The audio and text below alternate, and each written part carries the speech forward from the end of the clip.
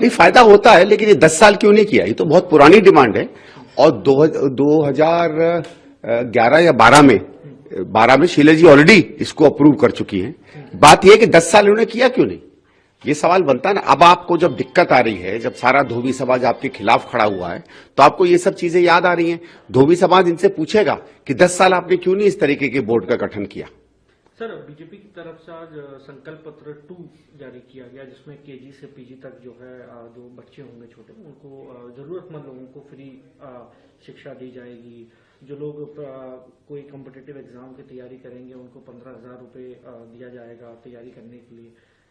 लगातार बीजेपी की तरफ से मैनिफेस्टो के अंदर युवाओं को लेकर घोषणाएं हो रही हैं और फ्री की ज्यादा चर्चा हो रही है। तो क्या ये फ्री बढ़ावा देना और बीजेपी का संकल्प पत्र आम आदमी पार्टी और कांग्रेस के संकल्प पत्र को टक्कर दे पाएगा क्या? देखो साहब, एक तो इतनी देर आपके सिर्फ 10 दिन बचे हैं और हर चीज में आप बिना किसी लंबा समझाने के आप इस तरह फ्री करने की कोशिश कर रहे हो, आप करिए। लेकिन हम तो ये जानना चाहते हैं कि आपने, दिल्ली यूनिवर्सिटी आपके अधीन है, जवाहरलाल नेहरू यूनिवर्सिटी आपके अधीन है, जामिया मिलिया इस्लामिया आपके अधीन है, तीनों सेंट्रल यूनिवर्सिटीज हैं, इनमें आपने सीटें क्यों नहीं बढ़वाई युवाओं के लिए? भाई, आपको कॉम्पिटिटिव एग्जाम में आप मदद कर सकते थे। अगर हमारे पास अच्छी यूनिवर्सिटियां बन जाएं, अगर हमारे पास अच्छे स्कूल बन जाएं, तो इन चीजों की मदद की जरूरत नहीं पड़ेगी। आपने पिछले 10 साल में दिल्ली की शिक्षा के लिए एक काम नहीं किया। कितने नए केंद्रीय विद्यालय बन गए, नवोदय विद्यालय कितने नए बने, हमारे नवयुग स्कूल कितने नए बने, ये चीजें तो आप कर सकते थे ना। जब आपने किया नहीं, तो आखिरी 10 दिन में आप इस तरीके के वायदे लेकर आते हैं। मुझे लगता नहीं है कि जनता इन चीजों को बहुत ज्यादा समर्थन देगी। आप स्कूलों का जिक्र करने से पहले कई बार आप खुद कह चुके हैं कि कितने अरविंद केजरीवाल ने स्कूल बनाए। आज बीजेपी की तरफ से हरदीप सिंह पुरी ने भी यही सवाल कहा कि हम लोग जो संकल्प पत्र जारी कर रहे हैं उसमें हमने साफ कर दिया है कि जो अभी तक है वो रहेगा, हम एडिशनल फैसिलिटीज दे रहे हैं। बाकी का अरविंद केजरीवाल ने कितने स्कूल बनाए? 500 स्कूल कहते थे। क्या उनके पास जमीन है 5 स्कूलों के लिए? तो ये सवाल पूछ रहे हैं। आप भी इस बात को कहते रहे। देखिए, ये बात मैं आपको बता दूं, 2013 में 100 नए स्कूलों की जमीनें दिल्ली सरकार को डीडीए से मिल गई थी। बनाए पाए केवल 11। वही तो हम पूछ रहे हैं केजरीवाल जी से, आपको तो जमीनें भी मिल गई थी। हरदीप पुरी जी का यह कहना कि उनके पास जमीन नहीं है, बात सही नहीं है। दिल्ली सरकार के पास जमीनों का एलोकेशन हो चुका था। डीडीए में क्या होता है कि अगर आप जमीन एलोकेटेड है या उसको चिन्हित है, आप उसको पोजीशन में नहीं लें तो वापस सरकार के पास चली जाती है।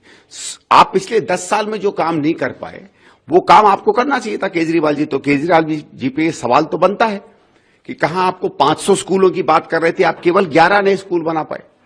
सर, परवेश वर्मा उम्मीदवार हैं आप ही के कॉन्स्टिट्यूंसी से। अरविंद केजरीवाल की जो सीट है नई दिल्ली और आपकी भी है, उस पर वो कह रहे हैं कि पंजाब से लोग आकर यहाँ गाड़ियों में घूम रहे हैं, चाइनीज सीसीटीवी कैमरा लगा रहे हैं। मैं शिकायत भी कर रहा हूँ। उन्होंने ये भी आरोप लगाया कि वो निजी जो है वो कैमरे लगा रहे हैं झुग्गियों में, ताकि झुग्गी वालों को लगे कि कैमरे लगाए जा रहे हैं।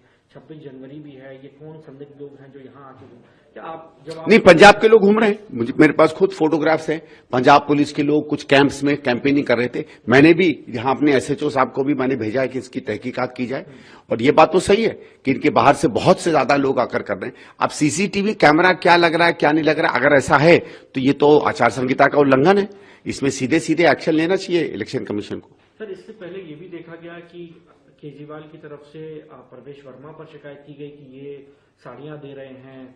ये दोनों के बीच में जुगलबंदी चल रही है, दोनों ही आपके सामने खड़े हुए हैं। ये दोनों ये कर रहे हैं ना गलत काम। परवेश जी भी कहीं जूते बांटे हैं, इन्होंने साड़ियां बांटी हैं, इन्होंने बेड कवर बांटे हैं। मैंने तो बार बार टीवी पे भी कहा है कि इस पर एकदम अंकुश लगाना चाहिए। ये तो एक तरीके से रिश्वत देने वाली बात है। और ये सीसीटीवी मुझे भी पता चला था कहीं से, अगर आप लोग सीसीटीवी लगा रहे हैं इस समय में तो ये भी रिश्वत है। दोनों के ऊपर केस होना चाहिए। सर, कांग्रेस पार्टी का सेंट्रल लीडरशिप कब कैंपेनिंग पर उतरेगी? क्योंकि योगी आदित्यनाथ 23 तारीख से 1 तारीख तक कैंपेनिंग करने जा रहे हैं। दिल्ली में ही रहेंगे, 14 रैलियां हैं। प्रधानमंत्री मोदी खुद 3 सभाओं को संबोधित करेंगे। कांग्रेस पार्टी की तरफ से कब सेंटर, क्योंकि लगातार प्रोग्राम डिले हो रहे हैं, कैसे आप क्या उम्मीद कर रहे हैं? नहीं, डिले नहीं था, बल्कि 20 तारीख को तो मेरी कॉन्स्टिट्यूंसी में राहुल जी का प्रोग्राम था। वो कुछ ही एक जेन्युइन कारण से उसको 2-1 दिन के लिए पोस्टपोन हुआ है। तो मुझे लगता है अगले 1-2 दिन में शुरू हो जाएंगे कार्यक्रम हमारे सीनियर लीडर्स के। और मैनिफेस्टो आप लोग क्या अलग से भी, क्या संदीप जी अपनी कॉन्स्टिट्यूंसी के लोगों को भरोसा दिलाने के लिए कुछ हाँ, हम लोगों का अलग है, वो हम कल या परसों में करेंगे, आपको जैसे हो जाएगा इतला करवाएंगे। जैसे कि मैं सो रहा हूँ तो पिताजी को जगाना है मुझे, तो वो डायरेक्ट उठाने के बजाय, और हिंसा की परंपरा मेरे यहाँ नहीं थी सौभाग्य से, तो वो क्या करते थे कि उस कमरे में आ जाएंगे या बाहर से गुजरेंगे और चौपाई बोलेंगे, प्रात काल उठ के रघुनाथा मात पिता गुरु नावई माता। कभी कभी मैं गुस्से में उठ करके अरे पापा चरण स्पर्श किया और सो गया, मैंने कहा अब मत उठाना।